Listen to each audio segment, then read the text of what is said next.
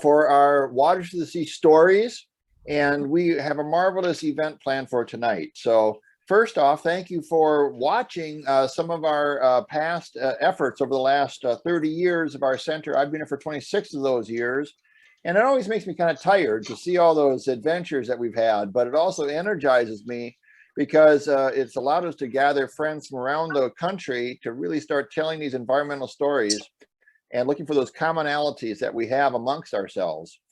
So we are so pleased tonight to be turning our attention to some work down in the Delta. And I will say this, every time when we meet with our Delta friends, we always say, well, how are you doing? And then if there's a hurricane down there, it always tends to be like, oh, wow, that's a bigger deal than a blizzard up here or other components. So we thought, well, why not actually have a presentation about that? So we're so pleased tonight to have Michael Hopkins with us tonight. But before we do that, I want to give a little living with hurricanes. Living with hurricanes. Dude from the Pontchartrain. Yep. All right. But with that in mind, I want to welcome you to Hamline University. We are Minnesota's oldest university, founded in 1854, 167 years ago, which is fantastic. We are very proud that the first two graduates of Hamline University were educators, the Soren sisters. Our center is part of the School of Education, where we came from, and we have been focused on educating both K-12 classroom and citizens of all ages for our entire existence. Since 1966, I've been the director of the center, and we came up with a mission statement at that time, and I think it still holds quite well right now. The mission is to foster environmental literacy and stewardship in citizens of all ages. And we have 4 cornerstones that we work on. One is professional development for teachers. We are offering an online virtual institute this winter about the Mississippi River. We'll hear more about that as well. Multimedia tools, you'll get a vision of that tonight. K-12 curriculum, and also community outreach. These all come together in an interdisciplinary approach of arts and science, and we're really pleased that we can look at the intersections between different areas of society. But we'll just get started right now. We are here to engage with Waters to the Sea stories. Tonight's presentation is Living with Hurricanes with Dr. Michael Hopkins, giving the content overview, and Professor John Shepard, our associate producer, assistant producer of our materials, will be talking about the educational tools that we built around these concepts.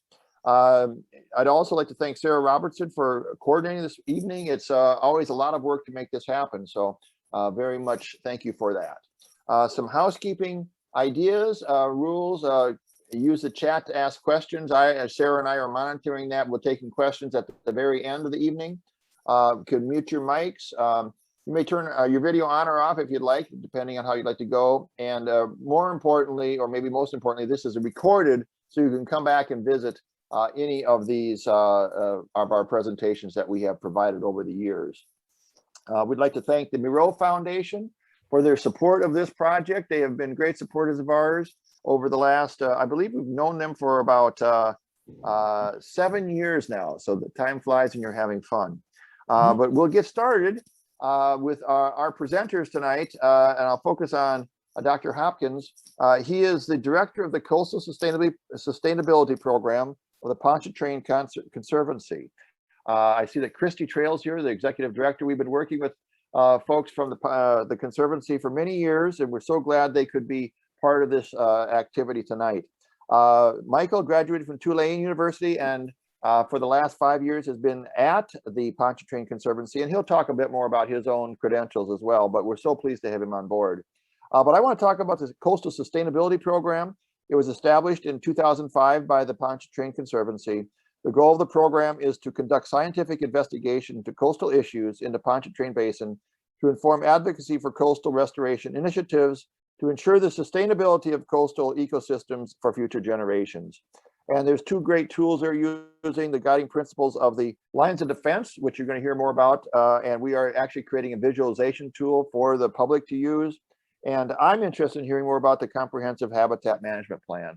But I will just say this, there is so much interesting things going on in the Delta. And whenever we bring Minnesotans down for our summer institutes, people are blown away about the complexities and the unique situation of the Delta. So we are so thrilled to develop what we consider to be one river thinking, holistic thinking about a system, and what happens at the headwaters, where you can really virtually drink the water if you were so inclined, as it flows down over 90 days, what happens to it, and really the whole story of the country is woven into the Mississippi River. Dr. John Shepard, our assistant director, will also be walking us through the multimedia tools that we have. We always split these stories into a content expert and a bit about how the tools we have made can be used by an educator. So with that, I think we will get started and keep moving forward. So thank you for joining us. And John, I think you will be handing this off, or are we going right to Michael? I think, Michael, if you're ready to go, why don't you just jump right in there? Yeah, okay. Let me share my screen and get my presentation up.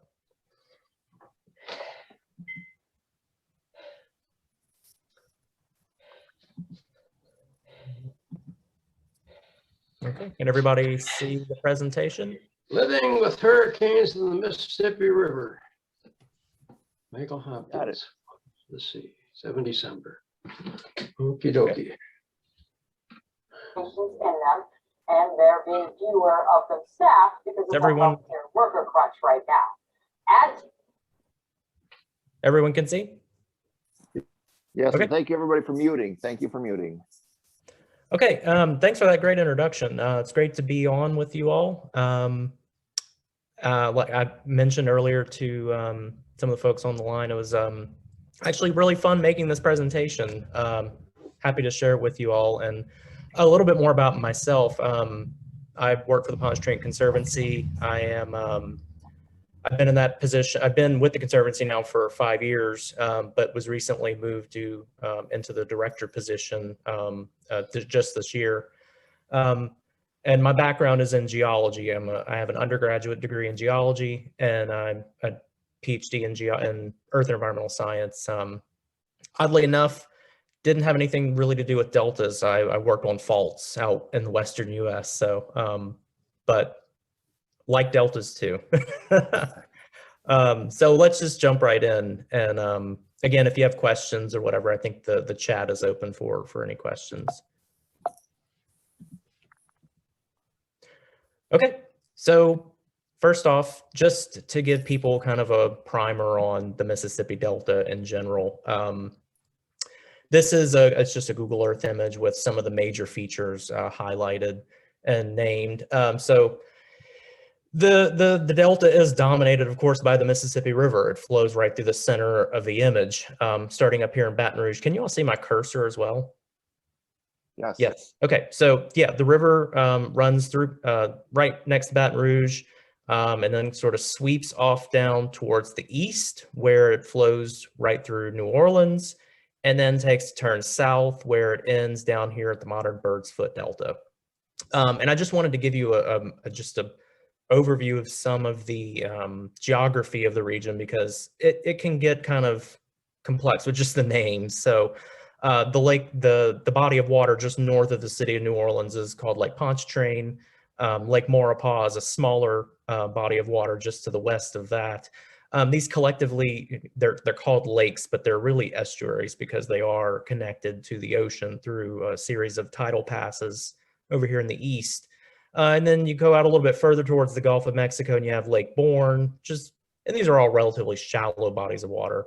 You get a little bit further out and you hit Chandler Sound, and then finally the barrier island chain out here, the Chandler Islands. And for a sense of scale, sorry, I didn't put a scale on. My geology professors would chastise me for that.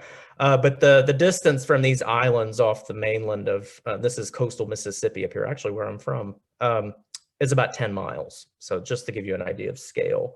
And so this landscape is really dominated by the river. And get into a little bit more detail about what built the Mississippi River Delta.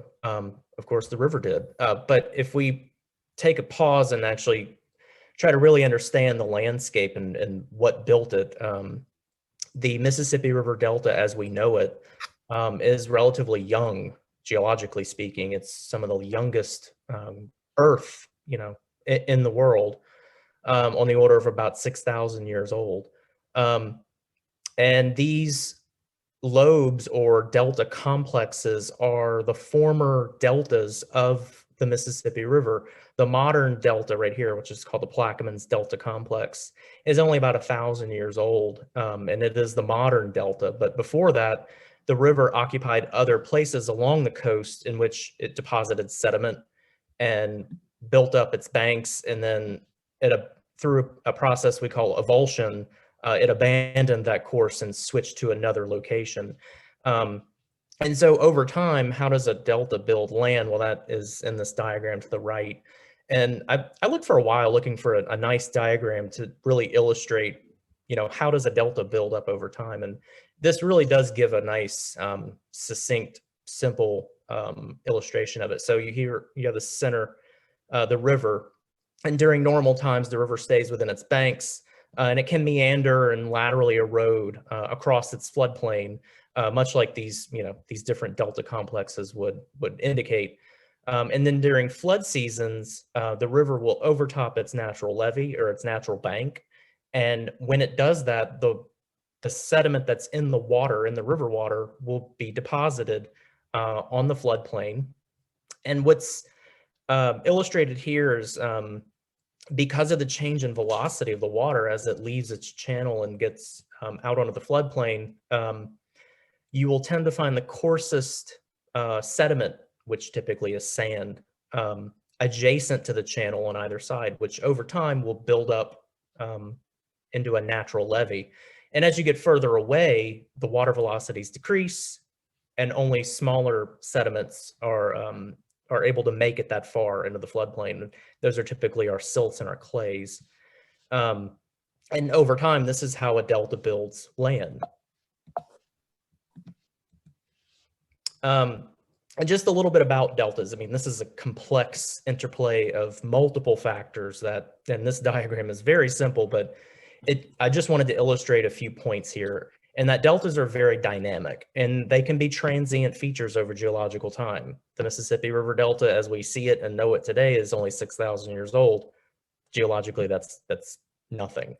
And there is a balance to this. And what I wanted to illustrate with this diagram on the right is the interplay of multiple factors that act on a delta and what we would term a stability. I tried to find the right word for this, but in human terms, what do we want out of a delta? Stability. We want predictability. And so if we look at what processes are acting on a delta and what determines what happens to it, we have the primary factors would be its sediment load, what the river is able to carry or what sediment is in the river. What are the removal processes that are taking sediment away from where it's deposited and either reworking it elsewhere within the system or completely getting rid of it? And those can be things like storms, waves, wind, tide, and subsidence. And these are ongoing processes that are always happening. Some of these things are set by your geography, things like waves, wind, tide. The Gulf of Mexico it has a broad continental shelf. It's fairly shallow, and it has a microtidal tidal range of less than a meter or so. And so things like that you can't really change. Same thing with subsidence, the constant moving down of the land surface through processes like compaction, sediment compaction, and others. Those removal processes are constantly ongoing. And then you have sea level. Well, really, it should be sea level rise, which is the rate at which it's coming up, because that's really going to determine if you can deposit enough sediment to outpace sea level rise. You can have high sea level and a delta, but if your sea level rise rate is too high, you can drown it. And so it's the interplay of these processes that really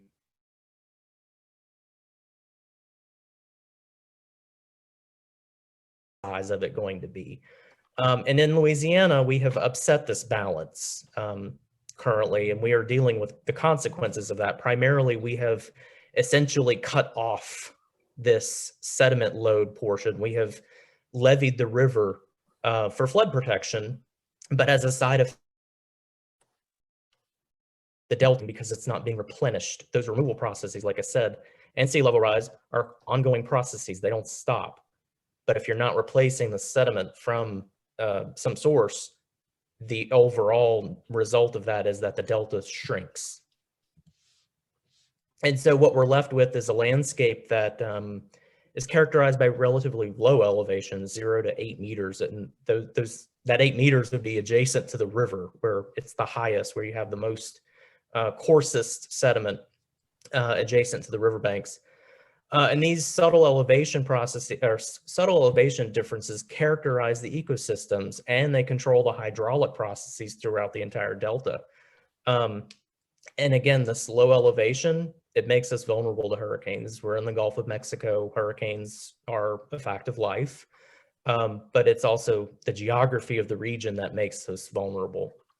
And you can see, actually, you can see the former courses of the Mississippi River. If you look at the development patterns along the river, humans have basically settled along these high portions, which are the remnants of former courses of the Mississippi River. And so this is one prominent one right here. And these, sort of snake along like little ribbons along the coast. And so let's take a step back. We're talking about deltas now. Let's talk about hurricanes a little bit. And so, just sort of simple, what is hurricane surge? It's the piling up of water driven by the cyclonic action of the hurricane's winds. And so as the winds spin around the low pressure, it tends to pile up the water. As the storm makes landfall, this water then piles up on land. And I like this illustration because it does give a distinction. It says, the shallower the coastline slope, the greater the surge. It's because that water can more easily pile up and get pushed inland. And it's for these reasons that those subtle elevation differences can make the difference for a coastal community. But it's also driven by factors such as the storm strength. I mean, the stronger the winds, typically the higher the surge. But that's not always the case. And we'll talk about that a little bit later. This is also important for storm direction because it's the cyclonic action, it's the spinning of those winds that is determining where that surge is going to pile up. And that's going to be important later when we talk about individual hurricanes. And we'll talk about, so why exactly is Louisiana vulnerable and how did we get here? So we'll take a little bit of a trip back in time. Louisiana has a long history of hurricane strikes. And so I'm going to focus on the New Orleans region just because I'm familiar with the area, but also it's an intersection of a lot of different processes and complications, and it makes for a really interesting story. So the city was founded in 1718, and it's because it was a convenient crossroads between the Mississippi River. So if you can see my cursor right here, this is the modern French Quarter that I'm just outlining right along the riverbank. And this map is, I think, from the 1880s. And so they founded the city at this location because it was this convenient crossroads between the river and Lake Pontchartrain, this little strip of water right here. This is Bayou St. John.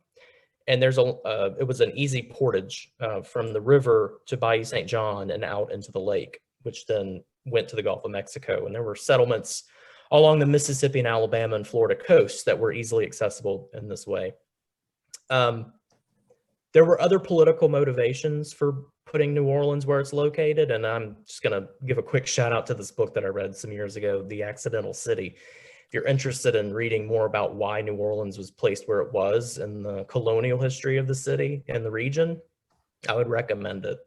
But even from New Orleans' founding, the first hurricane was in 1721. So the city was just a handful of years old and it was already, inundated, nearly destroyed by a hurricane just within 3 years. But the geography of the region dictated where people could develop. And I'll point out this map on the right. This is a map of New Orleans dated from 1770. So 50 years after the city was founded, it was still restricted essentially to its original founding location right along the banks of the river. And even 100 years later in the map to the left, it was restricted to the riverbank. And that's where the term the Crescent City, it's because the city, occupied this crescent in the river, this meander bend. And even still, 150 years after the city was founded, it was restricted because of these subtle elevation differences. But hurricanes and rainfall have always been a fact of life in Southeast Louisiana. And so the development and the flood reduction measures have always been at the forefront of infrastructure projects in this region.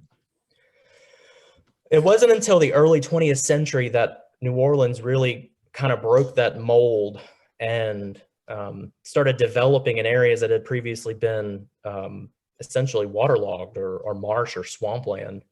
And it was in 1913 with the invention of the wood screw pump.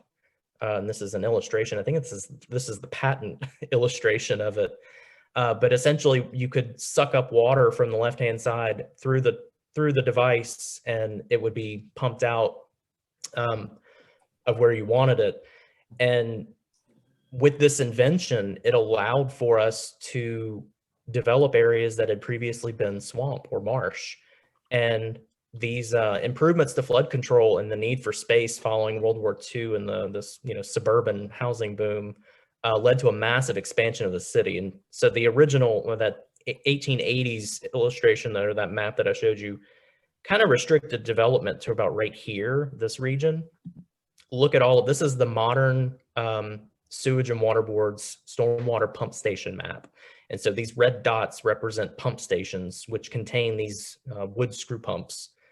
And the blue and the blue lines are sort of these are open drainage canals, and the orange lines are the drainage system, snaking their way through the city. And so rainwater that now falls into the city can be pumped out. And this is great for development, all these large areas of New Orleans East. I actually used to live in this area called Mid-City, which I think currently is about 5 feet below sea level. But it allowed for the development to occur. And without it, we wouldn't have been able to do that. But pumping water out for flood control does have a nasty side effect, and then that's subsidence. And so this is a commonly viewed image of New Orleans. So here's the city and the map and the inset. And A is to the left here, adjacent to the Mississippi River, again, where the high ground is. And B is adjacent to the lake over here. And this is sort of the bowl picture. Most of the city is below sea level in this image, or right at sea level. And it just gives you a very dramatic picture. However, most of the city didn't start out below sea level. It became below sea level. And one of those driving forces is subsidence. And well, what is subsidence? Well, it's the movement of the Earth's surface downward by some process. And that process can be any number of factors, but we're going to focus on a few, primarily the ones that are man-made in this situation. And so you can have subsidence from just the compaction of sediment. As new sediment gets deposited on top of old sediment, it compacts under its own weight and you lose volume. Therefore, you're constantly losing elevation. If you're replenishing it with sediment, no, not a big deal. You're keeping your elevation at the same point. But if you're not adding new sediment, then you're constantly driving that elevation downward. Also, by pumping out water and draining these marshes and swamps, it introduces another complication. By these are organic, rich soils, and when they're waterlogged, they're typically anoxic. They don't have a lot of oxygen in them, and so the bacteria that would normally break down organic material can't really thrive very well. However, when you remove the water by pumping it out, you introduce oxygen. These bacteria can now work on the organics in the soil and can break them down through decomposition, and then you have a loss of volume, which then lowers the elevation. And so this is a big factor for why a lot of areas that were settled after the early 20th century are losing a lot of elevation. And, you know, given the situation with our elevation, it necessitates a system of levees to reduce the risk from that storm surge that we talked about earlier. And so this is from the Army Corps of Engineers website. And you see this fancy acronym, HISDRS is the way we say that. It's the Greater New Orleans Hurricane and Storm Damage Risk Reduction System. A little bit about the name. Previously, or years ago, you might hear the term hurricane protection levee system or hurricane protection, blah, blah, blah. We've tried to steer away from the word protection because that implies that it can never fail or that it's there to protect.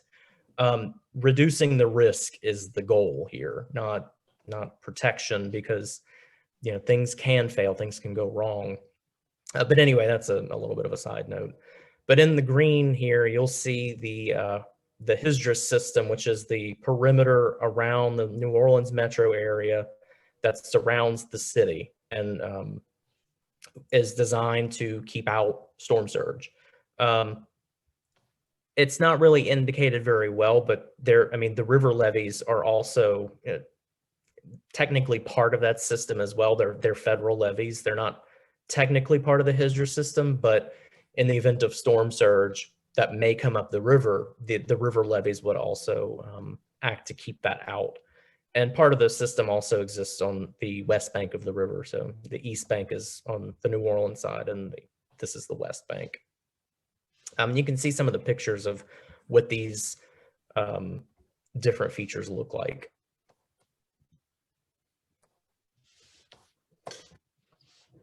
And so how do hurricanes impact Southeast Louisiana? So now I want to jump through a few case studies, and actually mentioned this earlier on the call with a few other people, that oddly enough, when I picked out these storms, I picked them out because they're, you know, they are well-known storms, and I've actually been in all four of these. I was kind of north of the coast for Gustav, but I still remember it. And what I'm going to do with these next several slides is I'm going to jump through maps that look like this. The color scheme is going to change a little bit, but we at the Pontchartrain Conservancy, we've looked at previous storms and tried to understand how surge moves within the Pontchartrain Basin, which is the Lake Maurepas, Lake Pontchartrain, Lake Bourne, Chandler Sound, and better understand how that surge interacts with the landscape. And just to get an idea of how does surge move. And so we looked at these previous hurricanes to get a better idea of that question. And so what you see on these maps, it's a little bit difficult to see, but you'll see it more so in the next few slides, is that in this grid pattern on the maps, they are arrows, and the arrows are pointing in the direction of the wind field. So as we advance through the slides, you will see the wind field grow and change in direction. And then the different colors here are indicating water level. And this is in meters. And so here, this yellow color is the cooler colors. The bluer would be indicating deepening floodwater. And so you can see here in the early stages of Hurricane Katrina, where is surge tending to pile up or get higher? This little corner right here, and this corner over here. And so if we advance again, you notice that the wind field is changing and it's growing. And so the storm is coming up in this direction, or it's the center of it is located a little bit off the panel on the left. And then if we advance to the panel on the right, the center of the storm is located right here. We'll notice where the water is tending to pile up and where it's deepest. It's not in Lake Pontchartrain, it's just outside of it. And then as the center moves inland, we tend to see the water piling up again in this region over here. And then by the time you get to the image on the right, the wind field has died down. There's still some residual high water in these bays and in these stream valleys, but for the most part, the surge is now starting to diminish. So this is Hurricane Katrina, and I'll advance through this one more time. See the initial piling up here? That piling up is still concentrated outside of Lake Pontchartrain. And that's where the deepest part of that actually remains, outside of Lake Pontchartrain. And so now I want to turn to Hurricane Gustav. Hurricane Gustav occurred in 2008, so just 3 years after Katrina. Hurricane Gustav took a little bit of a different path. Hurricane Katrina came up in this direction. It sort of went east of the New Orleans metro area. Gustav took a different path. Gustav is going to go off towards the west. And so I'm going to highlight same thing we looked at in Katrina. Where does the water tend to pile up first, and where does it go?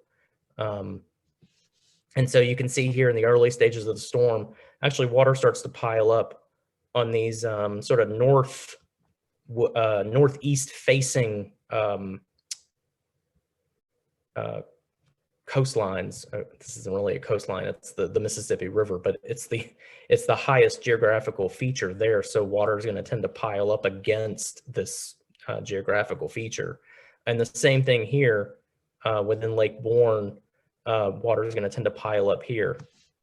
So if we advance through the slides as the storm is passing to the south and to the west, and the wind direction changes, now the wind direction is forcing water against the western side of the Hydra system and the other landscape features on that are east facing. And then in the image on D here, you can see that the wind direction is now driving the water a little bit more towards the north and the west. But notice that it's still piling up here right outside Lake Pontchartrain. We're going to talk about this in a little bit, about why this is happening. And you'll notice here, water's tending to pile up in this corner. We'll talk about that a little bit more too. But I just wanted to call it out and get you to notice these little nuances of where the surge is tending to be highest, or at least tend to accumulate. And then we go to the next, and then the storm is sort of passing off towards the west. The wind direction is still coming more from the south, again, piling up here on the western side of Lake Pontchartrain and piling up right here just outside of the lake. And then we go into the last image, and you can see residual surge is still kind of high down here in this little corner, just to the south of the Hydra system. We'll take a look at Isaac, which happened in 2012. Like Gustav, Isaac struck to the west of the city. And so it has a similar wind field. The difference between Gustav and Isaac is that Isaac was it was a weaker storm, but it was much more slow moving. And so we will look at where that surge tends to accumulate in this case. And so again, this is, the storm is just starting. But here you'll notice that the wind starts to come out of the east to east. And again, water piling up right here just outside of the lake and down here in this corner. If we advance the slides a little bit more, water piling up here again. But the storm also passes off to the west. And once it does, there's still some residual high water in these reaches up here and over here. But just like Gustav, that water tends to pile up in that corner and just outside of the lake. And so if I were to tell you that Hurricane Ida, which was much, much stronger than Isaac, but it hit towards our west, where do you think the water would be the highest? Or where do you think there would be a problem with storm surge? Just outside of the land bridge in this region, just south of Hydrus, and over here in Laplace. And I'll tell you right now, Laplace had a lot of damage. This is that corner that we saw earlier in the slide. And Isaac, this corner down here, that's Laplace. They don't have a levee yet. There's a levee that's due to be constructed in the next few years, and it's primarily driven by what happened in Isaac. However, that levee doesn't exist yet, and there was a lot of flooding in the Laplace area from Ida. And so by looking at these case studies, we're able to piece together, given a storm's direction, maybe its relative strength, we can start to piece together where that surge is going to go, or where we think it's going to go. And we can start to also come up with ways of reducing it. What would reduce that surge? And so this is where we jump into our multiple lines of defense. And so this kind of goes back a number of years when we started to look at how our levee systems work and how they best operate. And through trial and error and other things that have happened over the years, we have found that when our levee systems are built in conjunction with the natural landscape, such that we use what nature has provided us as a buffer, when our levee systems are placed in those situations, they tend to work the best in terms of things like cost benefit. A lot of the levees that you'll see around the city, like the city of New Orleans, they're not built like they're on the Gulf of Mexico. The cost would simply be way too high to build a levee that's going to absorb the full brunt of a hurricane surge. And so when they were designed, they were intended to have things in front of them, things like barrier islands, like the Chandeleur Islands. The Chandeleur Sound, a shallow body of water will tend to absorb that. And then we get into things like marsh land bridges, which I'll point a few of those out. Natural ridges, even highways and railroads can act as lines of defense in knocking down storm surge before they ever get to, before it ever gets to our levee systems. And then you have an internal water management system, like we talked about with the New Orleans region. And you can do things like elevate homes to reduce the risk of flooding. And of course, all the way over here to the right, these things, you know, the best way to protect lives is for people to evacuate.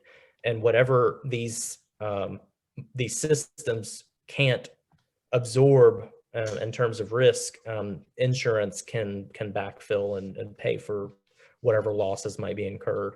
But all of these things are intended to work in tandem to reduce surge.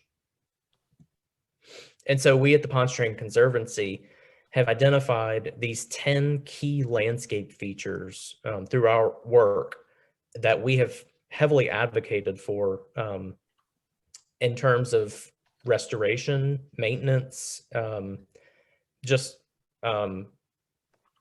getting notice put on these landscape features, because these are our lines of defense.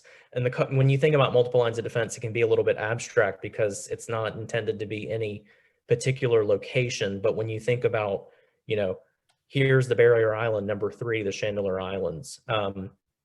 Number 5 and 6 are the Biloxi Marsh. These are marshes. Number 8 here is the New Orleans East Land Bridge, which is the primary reason why that surge piles up right here. It doesn't enter the lake. But these features, you can relate them back to that cartoon diagram and say, oh, okay, that's what you mean by a land bridge. It's an extensive, or it's just a marshy area that can prevent storm surge from entering into populated areas. And so what now? We talked about a lot of problems that the area has. And so in order to ensure Louisiana's survival and stability, we have to take action. And the best way to do that long-term is land. Build as much land as we can and maintain as much land as we can. And how do we do that? Well, the good thing is that the state of Louisiana does recognize this. And the state of Louisiana has a master plan that they've been putting together since 2000, I think it's 2007 was the first one. But right now, the most recent plan was in 2017, and it's done every 6 years. And it's a statewide plan that is used to guide restoration projects and the projects that provide storm surge risk reduction.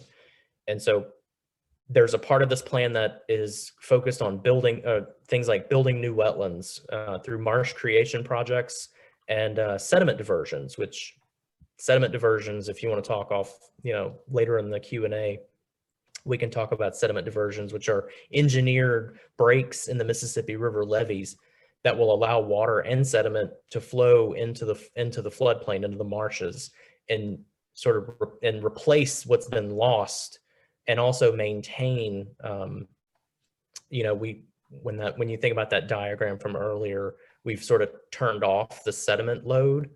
This is turning that back on to some extent, and we want to not only build new wetlands, we want to maintain existing wetlands, and we can do that with a variety of different projects. This is a snippet of a map from the 2017 Coastal Master Plan, and you'll see things like the green here are marsh creation projects. So we're dredging sediment from some source, usually a nearby water body, at the bottom of a water body, and pumping it into an area to become part of the marsh. It will become vegetated over the next several years, and you can build a new marsh that way. These brown lines are remnant ridges. These are usually they're associated with former courses of the Mississippi River or distributary channels of it, and that does aid in hydraulic processes, keeping salt water out, fresh water closer inland. They provide habitat in the form of forests. These areas are a little bit higher, maybe like 4 to 5 feet above sea level, and so they can have they can have trees on them. And these circles, I know it's difficult to see what the actual symbol is, but these are sediment diversions and the locations of them that are along the Mississippi River. And the shaded area that you see outlined here, that's the area of influence of these diversions. And so when they come online, they will be able to nourish and maintain marshes throughout this area. I think this is a little bit far, this far out here, but definitely the closer in would be able to be maintained. Excuse me. But note the lack of projects in some areas. Remember, we were looking at areas like this is the Biloxi Marsh right here, and the Chandler Islands. You notice when we were looking at storm surge coming in, these areas also acted as buffers. But there are no projects out here because they were deemed unsustainable when the master plan was put together in 2017. Unsustainable in terms of they were not able to be cost effective over the lifetime of the project. So if we're not able to get enough usefulness from them for the cost, they would deem them unsustainable. But we have advocated to include them in the master plan. And a little bit of an aside, but right here on the Biloxi Marsh, we have some evidence that suggests that this area doesn't experience as high of subsidence rate as some of the state people have, or other researchers have thought. And so whenever they implemented the models or the numerical simulations, they thought that the subsidence rates were too high in this region. But we have some more recent work that shows that those rates are a little bit too high, and that projects would actually be sustainable here, that they would perform much better than those initial numerical models would have suggested. And so that would be a huge benefit to storm surge reduction. So that's just one piece of why we advocate for these types of projects in these regions. But like I mentioned, nourishing wetlands, building wetlands, they're just part of the story. They're not just limited to that. There are other types of restoration are just as important. One of those being things like shoreline protection. So this is looking at the western end of Lake Pontchartrain right here, and this is Lake Maurepas. And so we want to maintain this isthmus of land, which is called the Manchac Land Bridge. It's one of our Pontchartrain coastal lines of defense. If we were to lose this, it would cause Lake Pontchartrain and Lake Maurepas to become one body of water. It would increase storm surge, because if this was one body of water, if you imagine a wind field able to traverse the entirety of this unimpeded, it would only exacerbate storm surge that's created in the lake. And so we advocate heavily for anything that can maintain this land bridge, because it is so vitally important. And we at the Conservancy have been actually doing boots on the ground work through our tree planting program, through our swamp restoration program, and tree plantings, which are highlighted in these little dots here. We planted somewhere in the neighborhood of 80,000 trees in the last decade or so. I think that was the latest number. And of course, things like levees. This is the planned levee around Laplace. This is the West Shore Lake Pontchartrain levee. And this is going to be built, I think by 2024 is the completion date. But this was built in response to what happened in Isaac and was only just recently illustrated in Hurricane Ida. And so these kinds of things can be just as valuable as building or maintaining wetlands. And so what does this all mean? It means that faraway projects can have a really big impact on storm surge height potential. I think in the people that live in the New Orleans metro area, you know, they see the levees because they're right there. But I think a lot of times people don't necessarily make the connections between the landscape, you know, something like the Chandeleur Islands or the Biloxi Marsh or the New Orleans East Land Bridge right here. They don't immediately make the association that those things do have a real impact on what eventually makes it to our levees. And building and maintaining existing wetlands, building new and maintaining existing wetlands is a critical tool in that kit for reducing storm surge that impacts the levee systems. And the best way of achieving, it's the best way possible of achieving long-term sustainability in the face of climate change, because these problems are only going to continue to get worse. And if we continue to lose more land, it increases the likelihood that surge makes it to the levee systems. And so these issues will only continue into the future. And with that, I'll wrap it up and I'll try to address any questions that people might have. Thanks for your attention. Actually, I think, Michael, thanks so much. We're going to hold on questions until I'm going to give a quick presentation, then we'll open it up at that point for everybody. So thank you so much for that. That was really what as Tracy said earlier, we have been hard at work in the Delta, hard at work. We've been at work learning, connecting with folks, developing educational resources for a couple of decades. And I have just always been blown away by how complex, in a fascinating way, the natural systems of the Delta are that you've been talking about. And then layering in the ecology on top of the geology foundation, and then you look at human impact. So, it's fascinating and it's complicated. And thanks so much for a really clear elucidation of kind of some of the fundamental dynamics there of storm surge and hurricanes. So I'm going to just spend a few minutes sharing some you could think of kind of complementary resources that our center has developed that, let's see, I need to stop sharing this. Okay, hang on one sec. And these are resources that really build on all that Michael has been sharing for teachers, but really for anybody who's interested in diving deeper into this, into some of these issues and topics.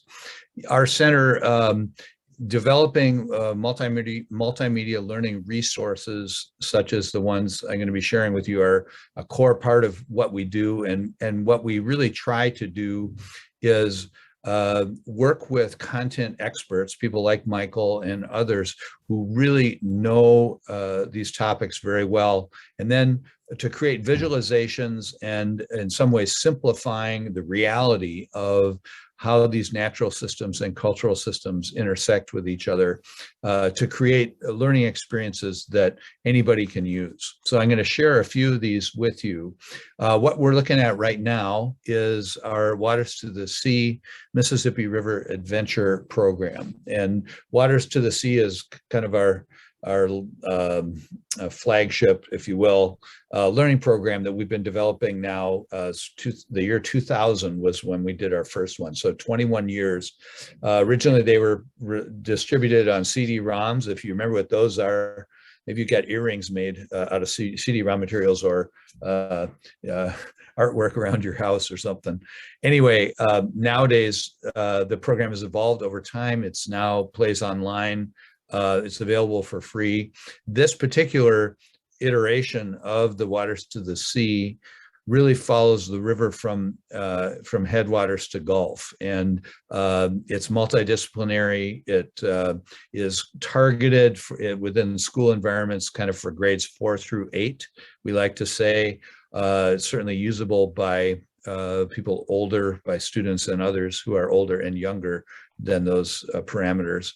This is the kind of the main menu page, and there's a introductory video that takes you from the headwaters to the Gulf in 1 minute. It follows the journey of a raindrop, and a journey that the raindrop takes 90 days to travel, and it highlights some of the ways that the river has changed. It changes in that journey. So that kind of gives a quick overview. And then to the right here are 4 modules that we consider to be introductory. So what is the water cycle? What is a watershed? What is the relevance of thinking of landscapes in terms of watersheds? We have a water quality lab built into the program, so a virtual water quality lab. How does that work? And then introduction to ecosystems. So that's kind of background information. There's also a scavenger hunt that you can use to as a way for students or anybody to give you some things to look for as a way of exploring this program. There's probably 5 or 6 hours of content in here if you go through everything, but all designed to be consumed in short. The videos and other media content are fairly succinct. There's really nothing in there, no videos longer than about 5 minutes or so. So I'm clicking on the river map tab here, and we're going to see a map of the river from headwaters to Gulf. And we use a lot of map resources in this learning program. This is the template that this program is built on. It's called Story Map. It's designed by ESRI, which is a GIS company. They're one of the leaders in GIS around the country. And so you can see the blue line of the Mississippi running down here with green dots. Every green dot is a place-based story. So you can find content using the map, and by clicking on those dots, their same content is available on the left here. And this is a scrolling menu that you can also find content that way. So I'm going to give you, we're going to zoom down to the Delta here and take a little closer look at the content that you'll find in this region. And I've clicked 3 times now, and then a new data layer is showing up. This is all the tributaries of the Mississippi. You can see there's quite a bit of green dots down here. We'll be taking a focused look at a couple of elements here. So again, the map here is, you can zoom in, practically see the doghouse out back of wherever you live. This is essentially the same kind of experience as Google Earth. So lots of rich explorations possible there. If you click on one of these, you'll zoom into that location. Let's see, there's one that specifically ties in with something that Michael was talking about. If we go, let's see, we have videos on the impact of some of the historic flooding that's happening. I just clicked on one of the diversions at Carnarvon. And so we've zoomed into that part of the map, and we have an interactive module here that goes into more depth about, what is a diversion and how does this actually work. I'll just show it to you briefly. So it's got introductory video, and then it has a series of images made over time. And here you have the Mississippi River at the top. This is the same image in every case. Back in 1989 is the time at which diversions were started. So fresh water from the Mississippi was allowed to flow into this big mar area that you can see is virtually devoid of aquatic vegetation. And this was vegetation had disappeared here mostly through saltwater intrusion. So as wetlands are diminished out closer to the Gulf Coast, saltwater is able to intrude farther and farther up into the delta. So that has killed off the vegetation. Just by adding the freshwater diversions through this channel right here over time, with sediment being brought in from the Mississippi, has enabled vegetation to return to this area. So that's what you're seeing in these 4 images here. And then we have a 360 tour. So this is a 360 video made on an airboat. And everything we're seeing here, right here, all the aquatic vegetation, the trees in the background, is grown up as a result of the sediment diversion from the Mississippi. So this is one of our 360 videos. I'm navigating around with the mouse to look in all directions as the thing's playing. So that's one of our media types that we use here. So just a little bit more on this. We also have a media index. I'll click that tab. This allows you to find content according to the type of media we have. So interactive elements, we use a lot of 360 panoramas, 360 videos, and then tons of video as well. So, and then further, you can kind of find content by subject matter. So if I click on life science, I will see a subset of these green dots along the river. Be done talking about that. That's too bad. Subscience. If you would please mute your microphones. So that's our Mississippi River adventure. Lots of great stuff to explore there. And I'm going to take a little closer look at a second program, Dynamic Delta. And this is a little bit more focused. The whole thing is about the Delta region. There are modules that you can see represented by these containers on the 3 barges at the bottom of the screen. And each of these modules has an assortment of activities that specifically focuses on that content. So I just clicked the Delta through time, and this is our content that most directly explores some of the topics that Michael's been talking about. So we have a video we produced in collaboration with Jacqueline Richard, a geologist who walks us through the last 200 million years of the formation of the Gulf of Mexico and the early formation of the Mississippi River Delta. Then we have a little image gallery that looks at the role of sediment and how that has built up the river, the delta, and the role the importance of that in building coastal environments. And then this area over here is kind of a main interactive. So I'll click that. We'll take a little look.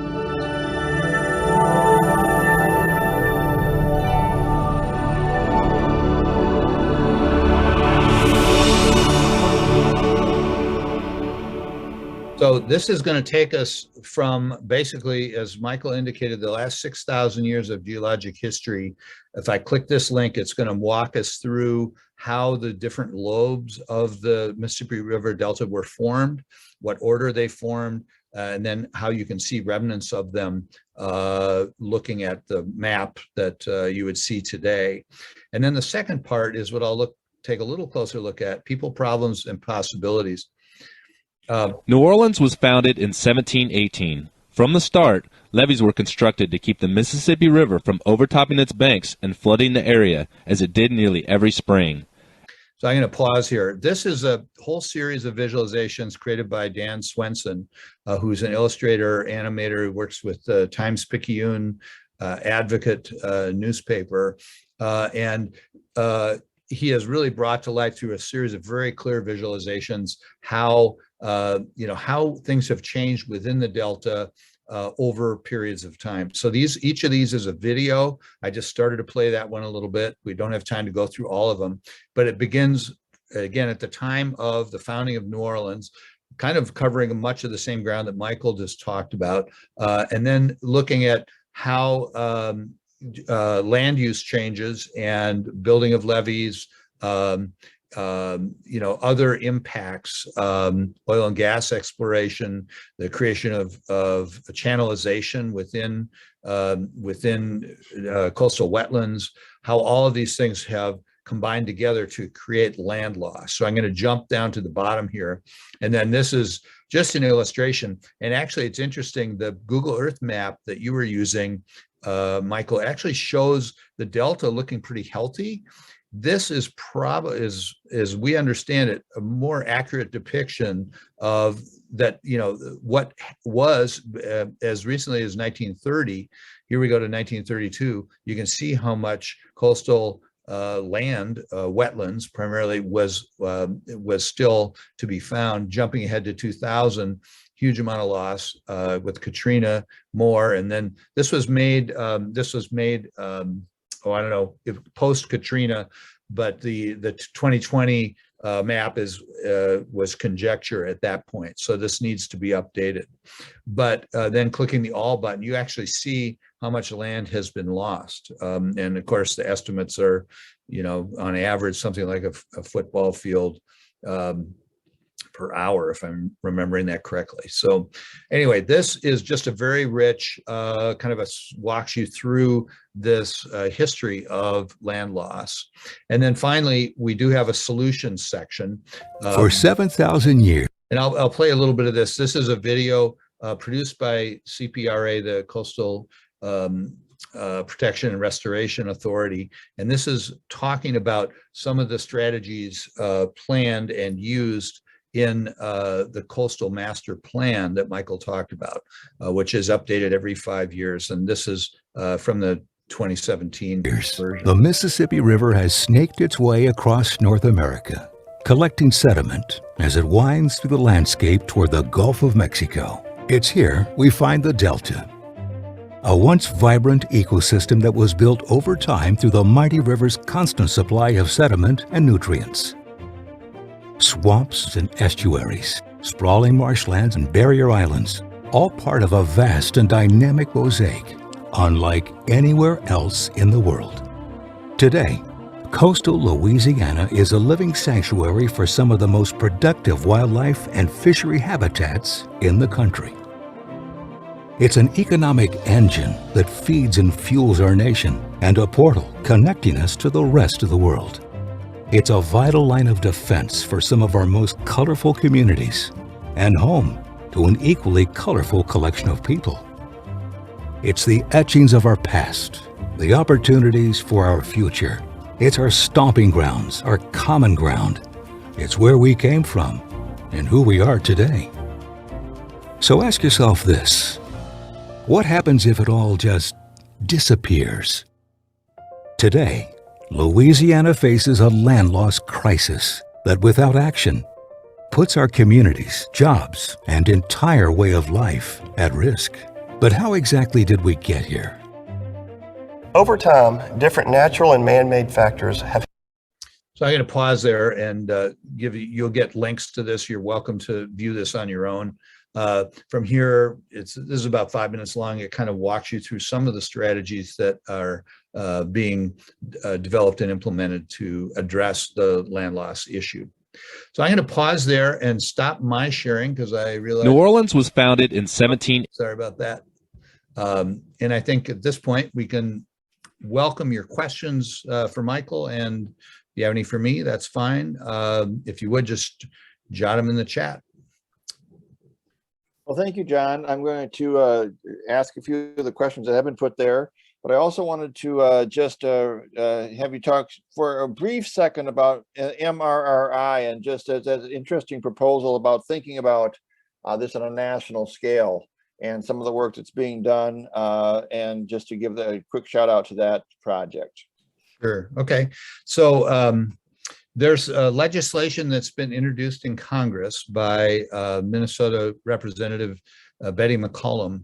It's called the Mississippi River Restoration and Resilience Initiative. And we are supporting that. We're developing a video that will be used in Congress to build support for that initiative. The initiative is designed to really elevate the Mississippi River to the same status as is enjoyed by the Everglades, by Chesapeake Bay, by the Great Lakes. All of those landscapes have received a large amount of federal funding. There's a coordinated effort to direct funds and support for conservation work in each of those areas. So the MIRI legislation would establish a national Mississippi River office that would be in the EPA, Environmental Protection Agency, and it would coordinate work by federal agencies up and down the Mississippi and would funnel about $300 million annually to projects that are locally sourced up and down the river from headwaters to Gulf. It is non-regulatory, so it's intended to just provide support for projects that are sourced from communities, nonprofit organizations, state agencies, and so forth, to address issues that are the specific issues it's focused on are water quality, climate change, resilience, and wildlife habitat and invasive species. So just a little shout out there. As I say, it's an exciting idea. It's just been launched during the summer, and we're hopeful that it will pass. But it's a great way of kind of heightening awareness of the importance of the Mississippi. All right. Well, thank you. Here's a question for Michael, and it is this. At this point in time, does subsidence or sea level rise pose the greatest threat to land loss in the Delta? It's a very good question, and it's also a complex one. Right now, the coast-wide average of subsidence is about 9 millimeters a year. Sea level rise is on the order of like 3 to 4 per year, but it's projected to accelerate through the 21st century. I would say at this point in time, subsidence has a larger part, but it's probably going to be, they're probably going to be more or less equal going forward. In terms of subsidence can be isolated. The greatest rates of subsidence are typically further south around the Bird's Foot Delta, and they get smaller as you go further inland. And so it really depends on location too. So it's not necessarily a clear-cut answer, but yeah, I mean, it's a tough. It can be a tough one. It depends on a lot of factors.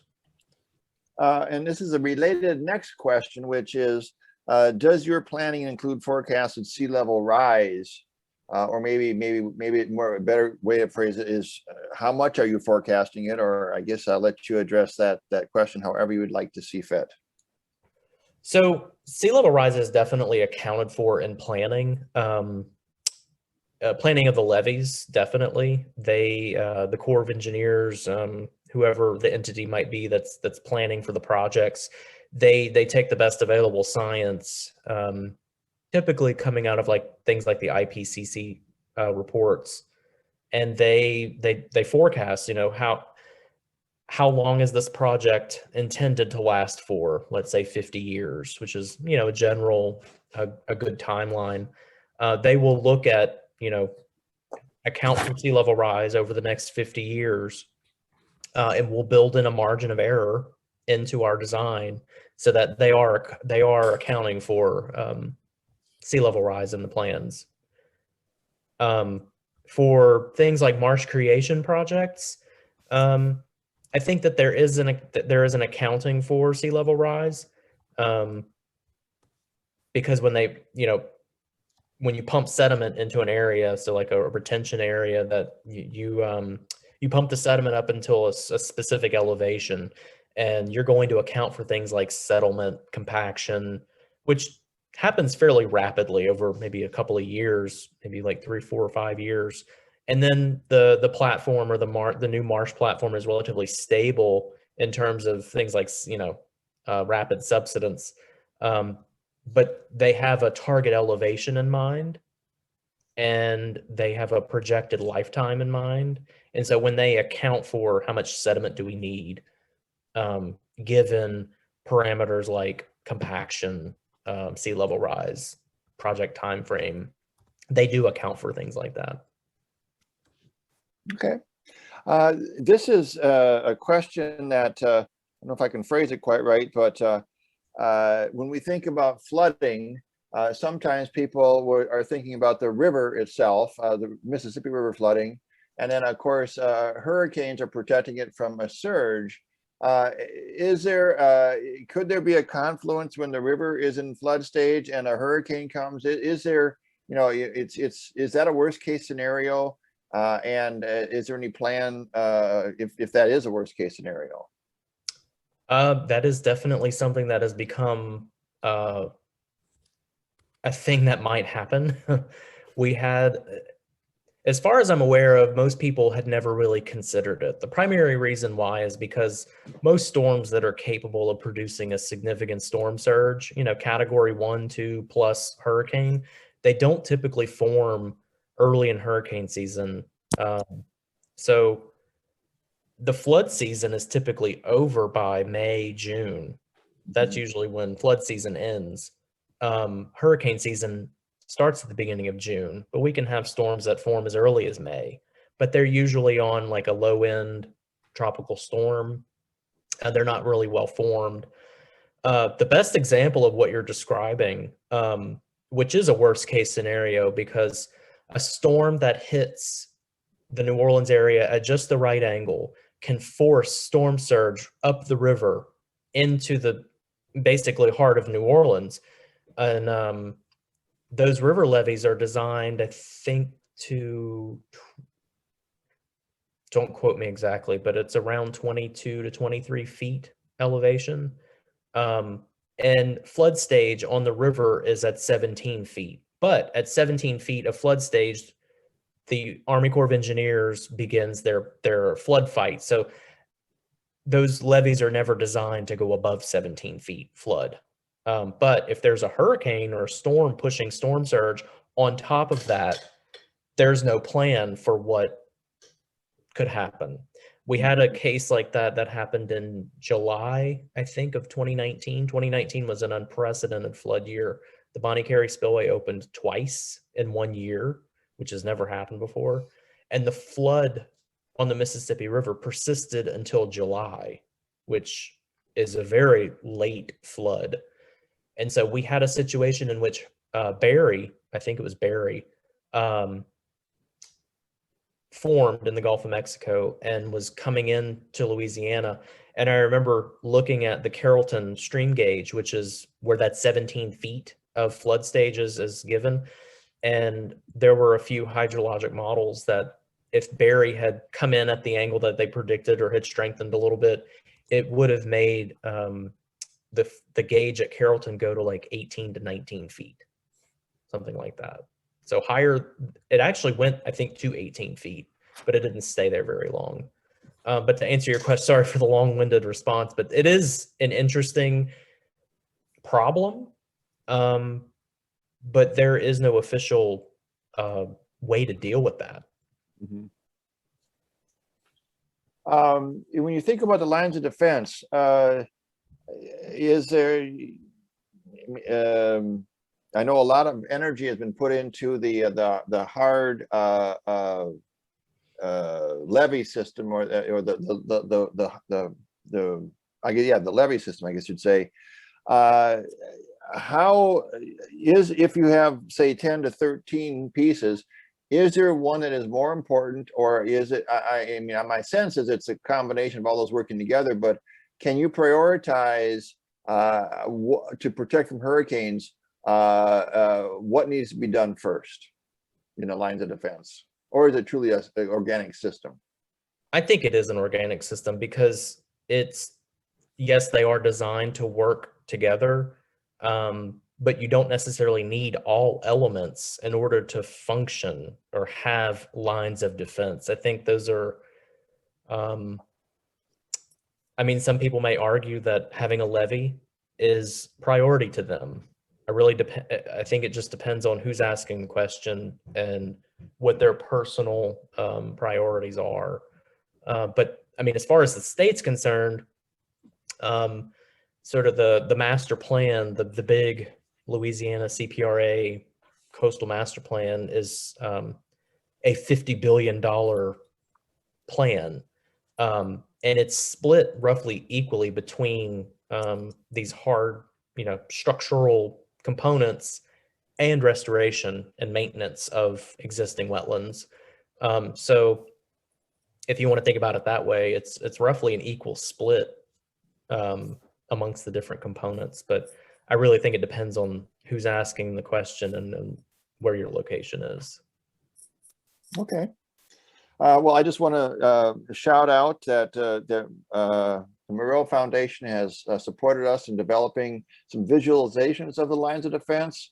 We're hoping to work with all the interested parties down there to help do that. And Michael, maybe you could give just a little bit of a shout out to what the Pontchartrain Conservancy does. And we know you guys have done great work down there, but here's a chance to just toot your horn just a little bit as well. Yeah, absolutely. Thank you for that. Yeah, Pontchartrain Conservancy, if you want to go visit our website, it's scienceforourcoast.org.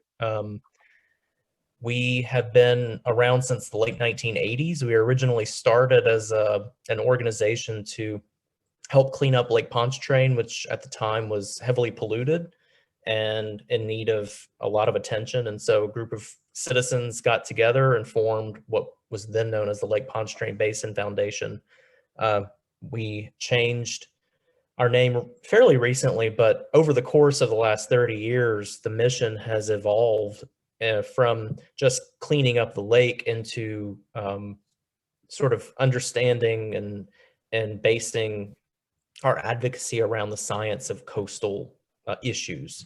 I am the director now of the Coastal and Community Program, and we very much base our advocacy and our mission around science-based solutions to coastal problems like subsidence, land loss, and understanding what's driving those things and how to present the best solutions for them.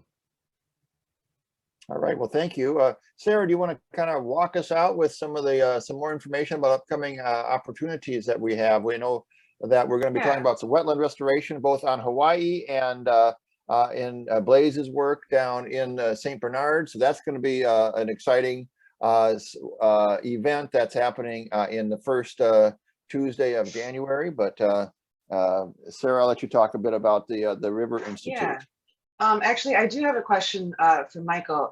So as a northerner, are the topics of your work and thing, is that something that's talked about like on a local level? Is it something that is aware to the public, or is it something that's just there's a select few, the people that we kind of work with and the academia are talking about, or is this something that is like being honed in on by the rest of the local groups?